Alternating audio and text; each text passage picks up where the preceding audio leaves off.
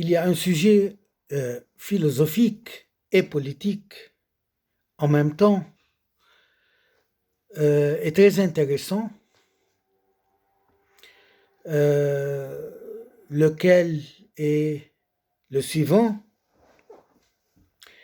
Est-ce que la géopolitique peut-elle, jusqu'à nos jours, expliquer les guerres d'aujourd'hui, les guerres contemporaines, les guerres modernes? C'est un sujet très riche et très difficile. Mais juste pour le rédiger, on peut donner des exemples historiques, en partant même de la guerre d'aujourd'hui, de la guerre russo-ukrainienne.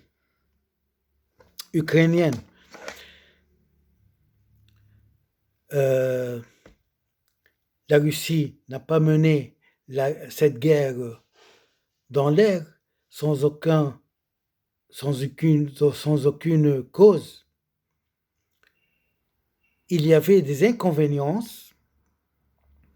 il y avait des plans contre la Russie qui a poussé la Russie à faire cette guerre. La Russie, pour son commerce maritime, n'avait pas d'autres chemins valables que la Crimée, parce que les autres chemins maritimes sont gelés. Donc, l'intervention de l'Ukraine contre la population russe et contre indirectement la Russie a suscité cette guerre. La Russie doit occuper son chemin maritime commercial vers les eaux chaudes par cet unique chemin. Donc, la Russie se sent touchée dans son orgueil, comme par exemple les États-Unis se sont sentis anéantis par les événements du 11 septembre. C'est la même chose. On peut citer d'autres exemples de géopolitique qui ont conduit à des guerres féroces. Plusieurs guerres.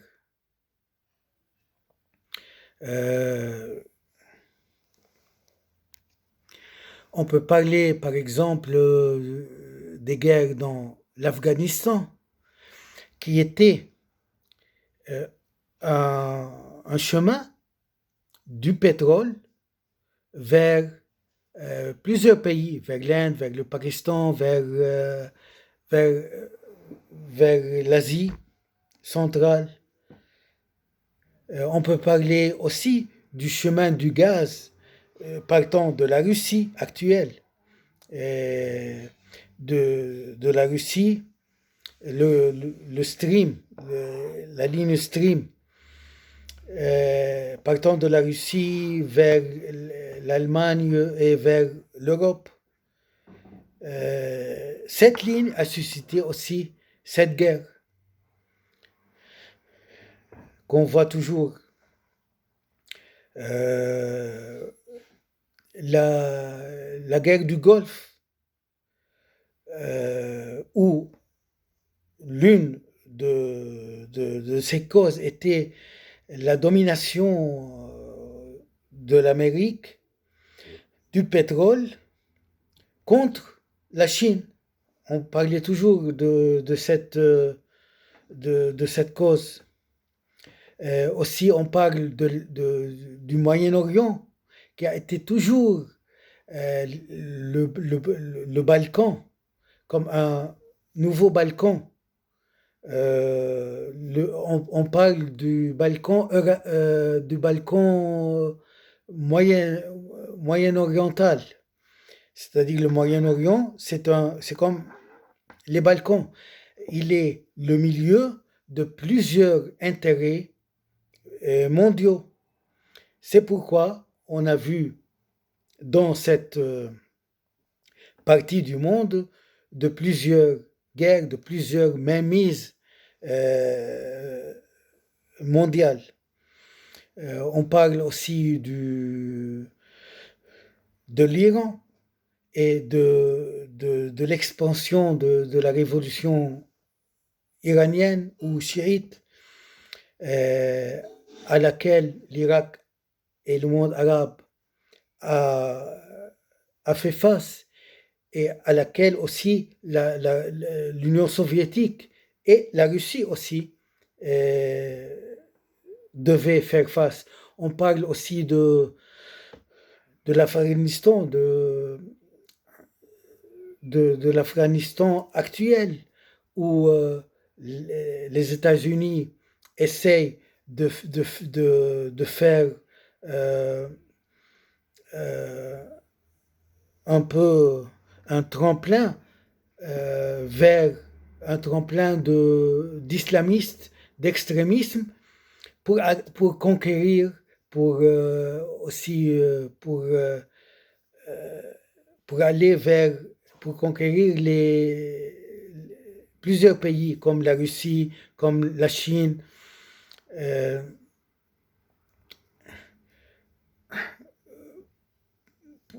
On parle de plusieurs guerres.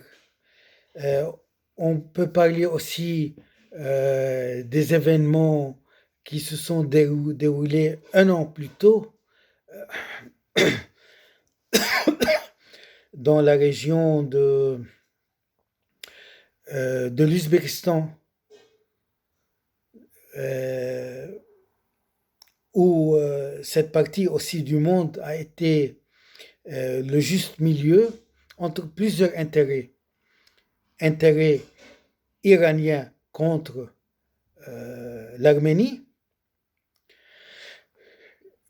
intérêt aussi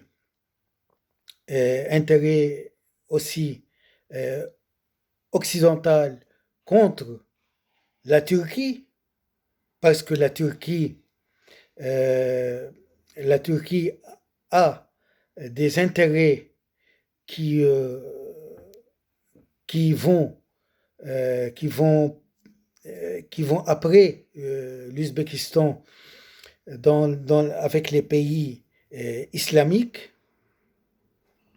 On parle aussi de l'Ouzbékistan comme un milieu contre les intérêts de la Chine, parce que la Chine, on connaît le chemin de soie qui passe aussi par l'Ouzbékistan. Tout ça, c'est de la géopolitique qui explique plusieurs guerres. N'oubliez pas que l'Arménie a été créée comme un bloc entre des pays islamiques et contre la Turquie, contre l'Iran, contre la Russie. Donc, étudier la géopolitique peut répondre à cette question, à ce sujet.